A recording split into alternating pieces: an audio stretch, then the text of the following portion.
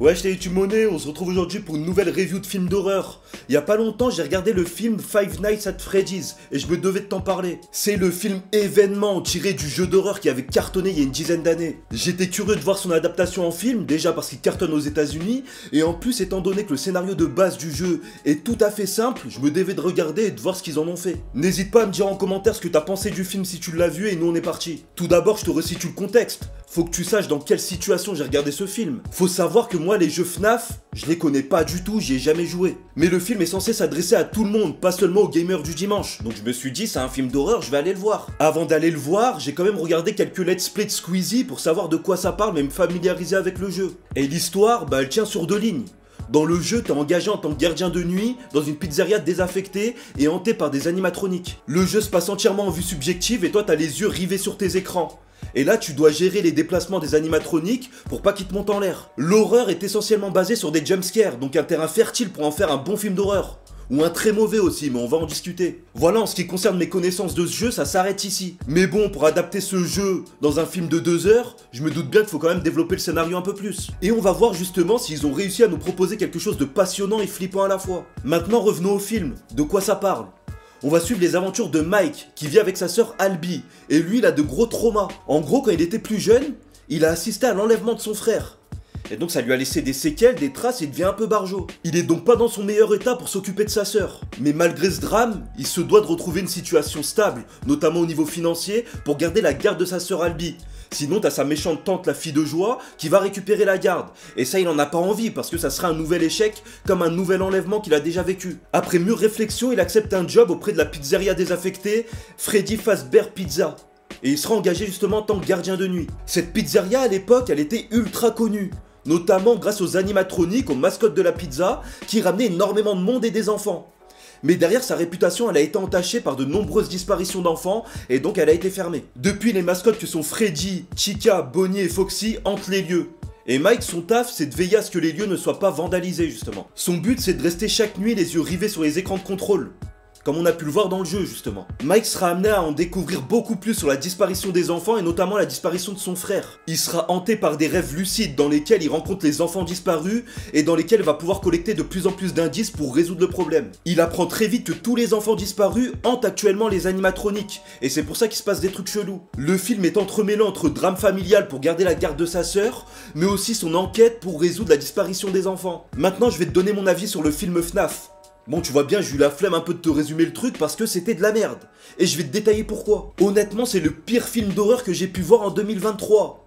Loin derrière l'Exorciste Dévotion ou La Nonne par exemple, sur lesquels j'ai déjà fait des reviews. Mais je vais quand même commencer par te donner les quelques points positifs du film FNAF. Déjà, faut qu'on en parle, mais l'utilisation de vrais animatroniques dans le film, ça donne une vraie menace tangible, donc ça rajoute du cachet. Surtout que les mascottes sont animées par de vrais marionnettistes, sur lesquels ils ont passé des heures et des heures pour filmer toutes les scènes. C'est le génie Jim Henson qui s'est occupé de tout ça. Une vraie sommité dans le domaine des effets pratiques, il est notamment intervenu sur tout ce qui est Muppet Show, Dark Crystal, etc.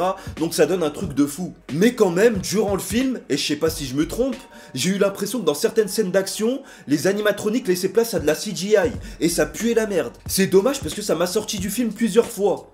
Bah c'est normal, dans le pitch de base, tu me parles d'animatronique, frère, c'est dans le scénario, et derrière tu utilises de la CGI, c'est pas compatible. Surtout que quand tu vois des mascottes qui font des déplacements qui sont pas du tout compatibles avec les animatroniques qui sont censés avoir des déplacements assez limités. Donc non, dans ce cadre-là, ça fonctionne pas. Je pense notamment à l'animation du Cupcake. Lui, il était en full CGI, on va pas se mentir. Et ça a donné super mal dans toutes les scènes. Le second point positif, et ce sera le dernier, ce serait les différents easter eggs et le respect des décors du jeu d'origine. Donc ceux qui sont fans du jeu, ils vont s'y retrouver. Mais moi personnellement, étant donné que j'y ai jamais joué, ça m'a pas touché. Maintenant, on passe à la partie où je vais être un peu plus salé. Ça va être les points négatifs du film FNAF. Et là, il y en a plein, frère. Déjà, le film est beaucoup trop lent, il met sa vie à démarrer. J'ai été vraiment déçu parce que de base, les environnements comme les cirques, les parcs d'attractions, les pizzerias désaffectées, ça peut très vite devenir cher flippant. Mais étant donné que là, c'était entremêlé entre la vie familiale de Mike, et ben c'était de la merde totale. Et ça faisait pas du tout flipper. Justement, parle-en du scénario. Là, ils ont voulu placer toutes les idées qu'ils avaient en tête. Oh, il y a 40 sous-intrigues, frère. Et ça rend le truc super lourd alors qu'on s'attendait à un truc léger, simple, avec des jumpscares, un peu flippant, quelque chose de basique mais divertissant, on demandait pas un truc de fou. Pour commencer l'enquête pour trouver son frère qui a été disparu, là c'est intéressant et surtout qu'il y a un lien avec la pizzeria. Maintenant, le drame familial, avec sa sœur, ça se passe mal, on veut lui retirer la garde, etc. Ça, on aurait pu l'enlever complètement, ça aurait rien changé au film. Si Albie s'entendait très bien avec Mike, mais juste que Mike avait eu le malheur d'accepter un job en tant que gardien de nuit dans cette pizzeria, ça aurait rien changé au truc. On aurait pu facilement gagner une demi-heure sur le film. Et donc accélérer un peu le rythme, etc. Donc les séquences où on voit sa méchante tante avec son avocat qui essaye de récupérer la garde d'Albi, honnêtement on pouvait s'en passer. On va faire le pont aussi sur les mécanismes qui ont été utilisés pour nous faire peur. Étant donné que le jeu d'origine est basé sur des jumpscares, même si je suis pas très fan de la technique, bah je m'attendais à en voir à tire-larigot. Alors que là, pas du tout. Il y a eu un seul jumpscare qui a été mis en avant, mais il avait aucun lien avec l'histoire de base. C'était en mode Mike, il ouvrait une armoire, il y avait une figurine qui était un peu flippante, hop, on était époustouflés, c'était fini. Mais les jumpscares liés aux écrans de contrôle, au déplacement des animatroniques, etc., il y en avait aucun. Aussi, je vais pas te mentir, moi je regarde un film d'horreur, pour qu'il y ait du sang, faut que ce soit gore un minimum. Et là, t'avais tout ce qu'il fallait pour que ce soit gore de manière originale. Mais non, pas du tout, ils sont passés à côté encore une fois. Toutes les morts, elles étaient faites hors champ. Jamais on a vu quelqu'un mourir face à face. Même à un moment, il y a une intrusion dans la pizzeria désaffectée, et il y a une personne qui se fait croquer par une mascotte, même ça on l'a pas vu frère. Ou alors on l'a vu, c'était en contre-jour, on voyait juste une ombre, etc. Faites-nous péter du sang s'il vous plaît, on en veut. Avec un peu de recul, je me suis dit peut-être que le film était destiné aux enfants. Aujourd'hui les fans c'est plus trop des enfants. Ceux qui ont pu y jouer il y a une dizaine d'années, ils avaient 14 piges. Aujourd'hui, ils ont 24 ans, les frères. Réveillez-vous. Aussi, parlons des écrans de contrôle, qui étaient un élément central dans le jeu. Bah, c'est très simple, 99% du jeu se jouait devant les écrans. Et ben là, non, pas du tout. Les écrans étaient là comme des easter eggs. C'était pour vous dire, oui, on est bien dans FNAF, vous inquiétez pas. Mais c'était pas du tout exploité. Il n'y avait rien qui nous faisait monter la tension en fonction des animatroniques qui se déplaçaient sur les écrans, etc. Rien du tout. Parlons aussi du jeu d'acteur qui était éclaté, catastrophique. J'ai pas de synonyme les frères, dites-moi dans les commentaires, mais c'était incroyable.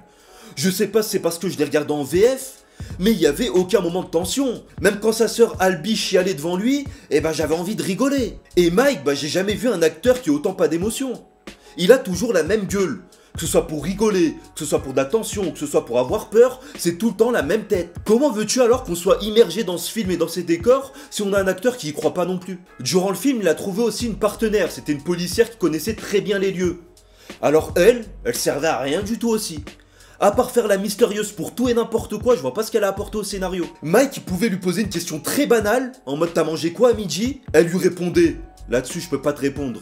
Mais quitte absolument les lieux, t'es en danger ici. Donc en gros t'étais au courant qu'elle connaissait toute l'histoire, qu'elle pouvait rien dire, mais personne savait pourquoi elle pouvait rien dire. Je sais pas, c'était bizarre. Pour finir, on va aussi parler de cette fin de merde, parce qu'on apprend qu'il y a un boss final. Et c'est lui qui était le commanditaire de toutes les mascottes, qui les forçait justement à faire des dingueries. Honnêtement, il n'y avait pas trop de surprises, parce que le pélo il était chelou dès le début du film. On savait qu'il y avait quelque chose qui se tramait. Et son intervention, elle puait la merde aussi, il est parti aussi vite qu'il était venu. On aurait pu se concentrer sur une bonne histoire de possession de mascotte. Ça aurait été cher flippant et j'aurais aimé. Mais là, ça s'est terminé en une histoire de tueur en série banale. En plus, avec tout ce que je viens de vous dire, ils ont eu le toupet de nous faire espérer un second volet. Mais personnellement, j'en veux pas. On va pas se mentir, ça va être un carton au box-office. Parce qu'il se base sur un jeu qui avait cartonné et qui est connu au niveau mondial. Mais maintenant, les gens, ils vont aller le voir le premier. Ils vont voir que c'est de la merde. Donc le second volet, je pense pas que les gens vont se précipiter en salle pour le voir. Ils vont simplement attendre gentiment pour le regarder en streaming. Donc calmez-vous avec votre idée d'en faire une suite. Bref, c'était Mousson, on arrive à la fin de cette vidéo. J'espère qu'elle t'a plu. Si c'est le cas, comme d'habitude, tu likes, tu commentes, tu partages à tes potes. Et surtout, tu me rejoins sur tous les réseaux sociaux. Mousson TV, Mousson TV, Mousson TV. Allez, ciao!